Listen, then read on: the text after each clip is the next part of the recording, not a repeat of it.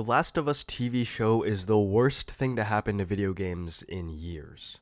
I have been hugely impressed with the quality of the show, especially with the dialogue and acting, and with the excellent production values and cinematography. Its quality is beyond criticism, and will clearly end up as one of the best projects of the year, if not the decade. Unfortunately, I fear this will end up having terrible consequences for video games. What I fear will happen now is whatever misgivings Sony previously have had about people complaining that they were just following the formula of their sad dad third-person adventures, the success of the show will convince them that they need more of it. Not just because they're successful as games, but because they can get turned into TV shows and movies as well. If they create a more abstract game that puts gameplay before story, that's not going to be easily turned into a show, and certainly won't lend itself to one like The Last of Us. No, Sony's going to want to stick to the standard practice of all big businesses.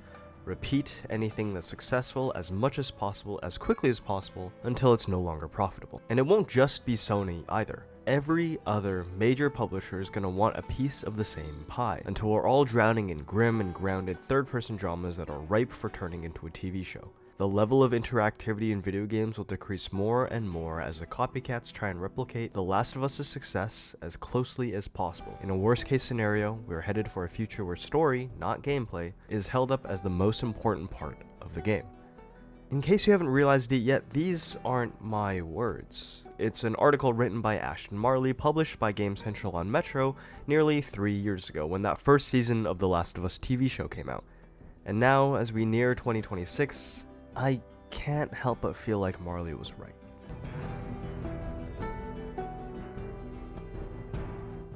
Kurt Vonnegut once wrote that when it comes to creativity, we have to continually be jumping off cliffs and developing our wings on the way down.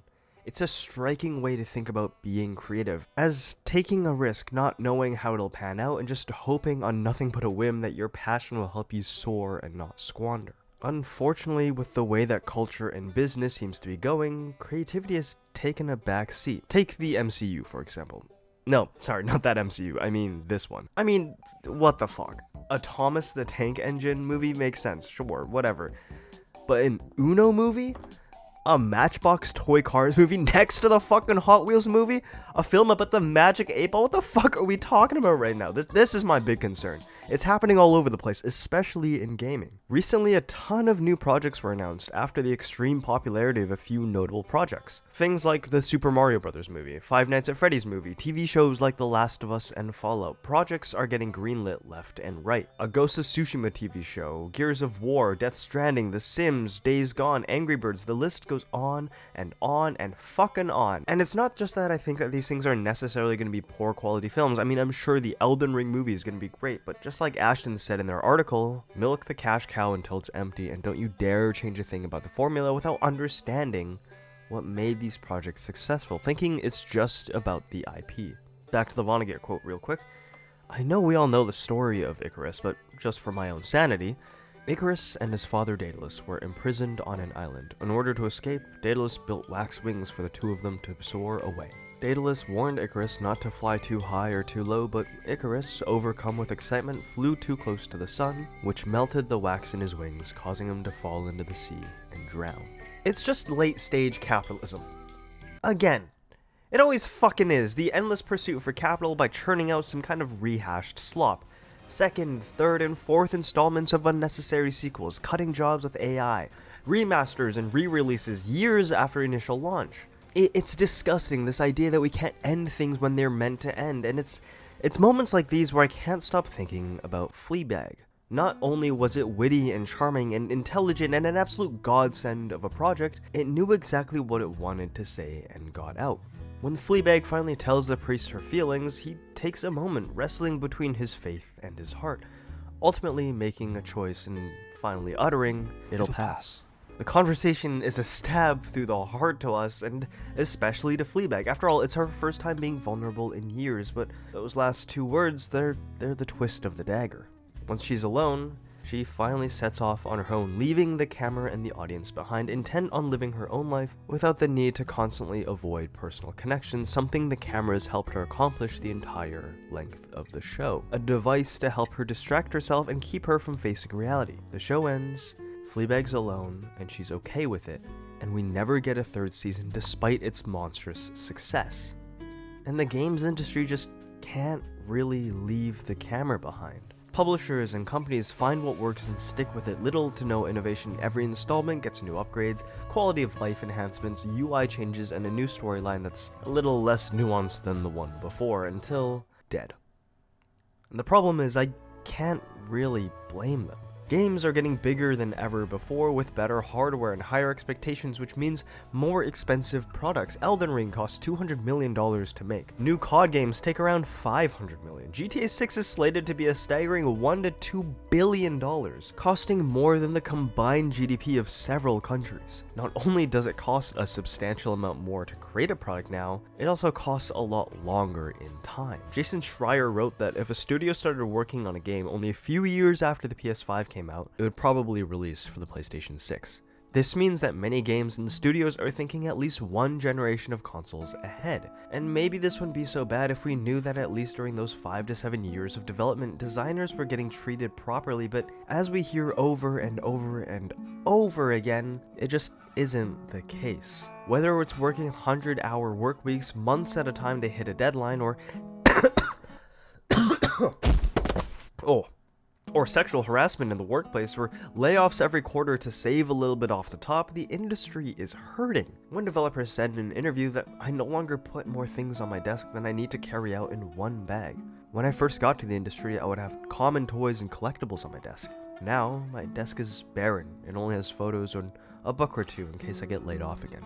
The PTSD at high-level studios publishing big-name franchises is off the charts, and with how long cycles are becoming and how expensive projects are, I'm sure this advent is just gonna continue. And it sucks because more people are getting interested in gaming year after year. It feels like an opportunity for the games industry to revitalize itself, to demonstrate why this medium is so interesting. Yet, when I see the 5th Sonic movie announced, or companies putting out marketing tweets like this one for the Saw movie and Paw Patrol movie coming out on the same day, it reminds me how desperate corporations are to capture that lightning in a bottle, entirely missing out on the reason a project worked. That you can't manufacture the beauty of Animal Crossing and Doom coming out in the same afternoon at the beginning of a global pandemic shutdown. The Barbie movie has a scene where Barbie runs into an old lady and remarks at her beauty, something she's been chasing the entire film. Realizing that appeal isn't always denoted by smooth skin, sometimes it's sunspots, evidence of a life well lived. Sometimes it's having non-magazine looking stomachs, proof that we endured and explored our palates. Sometimes it's graying hair, a demonstration that we've stressed and cared. Sometimes it really just is that je ne sais quoi, or that wabi-sabi, that unexplainable, inexplicable attribute that draws you into something, or that all of us are innately beautiful and worth something. So I'm glad the director, Greta Gerwig, put her foot down and refused to remove that scene from the film, a scene so integral that she said she wouldn't make the movie without it. That if those executives wanted to remove it, they're missing the entire point of the film. Now, as we fast forward a couple years later and seeing Mattel projects greenlit over and over, we can tell that they really didn't get it. So part of me is unsurprised that after the success of Arcane, 3 new League of Legends-centered TV shows are confirmed. I don't think they're going to be inherently bad. I'm positive they're going to be really, really good. More so, I have reservations that as games get bigger and more expensive, they'll have to start to follow these trends to stay profitable. And that means to stay safe and conservative. We'll see more microtransactions in games, and more live service and advertisements, more cosmetics and half-baked DLCs, and games that play like TV shows and traditional media in order to be turned into those mediums later for a little extra cash. Art sold as IP rather than an expression in a player-centric medium. It's why I was so excited when Balatro won Game of the Year. It felt like a black sheep of the bunch, a statement. A game made largely by one developer for himself and a group of friends based on Big 2 and poker with a roguelike framework? Yeah. Unheard of for a project like that to be selling 5 million copies and win Game of the Year. I feel like the recent success of games like Expedition 33 and Silksong, Balatro, Hades, and even studios like Larian and Studio MDHR demonstrate people's frustration with the conservative and risk-averse nature of established franchises. The pushback in recent years is palpable, and studios are starting to take note, but I'm curious with the market success of big-name IP in traditional media, what they're gonna do in the industry for the next generation of consoles and games released in this time. The story of Icarus is a metaphor for overconfidence, hubris, and to keep your ambition in check when taking that leap of faith, like Vonnegut said. I think that methodology is a prevalent one when we talk about arts and creative spaces, and I think it's more than right to be cautious, especially in today's society and economy. But man, I can't help but romanticize the alternative. To fucking shoot for the stars, absolutely balls to the wall, hoping that your idea is strong enough to break through all of the noise. I don't know if the success of Arcane or the Minecraft movie or CP will be the worst thing to happen to video games. I'm sure it's spawned a whole lot of new people to be interested in the medium who have never touched this pastime before, like this person on TikTok who started The Last of Us after the TV show because they didn't realize that video games actually had storylines now and is absolutely loving it. That said, with the massive success in video games IP and traditional media, there does seem to be a push for more story-based and less avant-garde experiences, especially in big-name studios. A shift away from what makes this form of storytelling so enthralling. With production costs increasing, it becomes harder and harder to justify something that may not pan out, so companies will inevitably go for something that they know will work. Great games are still going to be made, and they still are. And I don't think any of those are truly ever going to go away, but I do think they'll be harder to find amongst everything else. In 2024, the CEO of Larian Studios explained who's going to win the next game of the year, and I think they nailed it. Turns out that not only will I be the one who will know as first which game wins tonight, but I actually also know which game is going to win next year, the year after, and the year after.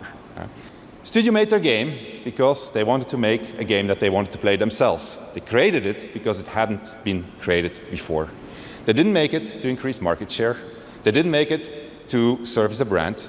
They didn't have to meet arbitrary sales targets or fear being laid off if they didn't meet those targets. And furthermore, the people in charge forbade them from cramming the game with anything whose only purpose was to increase revenue and didn't serve the game design. They didn't treat their developers like numbers on a spreadsheet. They didn't treat their players as users to exploit. And they didn't make decisions they knew were short-sighted in function of a bonus or politics. They knew that if you put the game and the team first, the revenue will follow. I know with all logic that games is an industry, and a difficult one at that to make work. After all, this isn't a slight on the people who make games at all. More the execs who see this as a cash investment, numbers on a spreadsheet, rather than a passionate field full of people who've dedicated their lives to this. But I can't help but hope that we continue to try and find odd genre combos, avant-garde playstyles, that passion will trump over conservative business practices and ROI forecasts, that Icarus will fly as high as he wishes, because as Fiona tells us in her poem, Icarus laughed as he fell, threw his head back and yelled into the winds, arms spread wide and teeth bared to the world. The wax scorched his skin, ran blazing trails down his back, his thighs, his ankles, his feet. Feathers floated like prayers past his fingers, close enough to snatch back. Death breathed burning kisses against his shoulders where the wind joined the harness. The sun painted everything in shades of gold. It's better to soar and fall than to never have flown.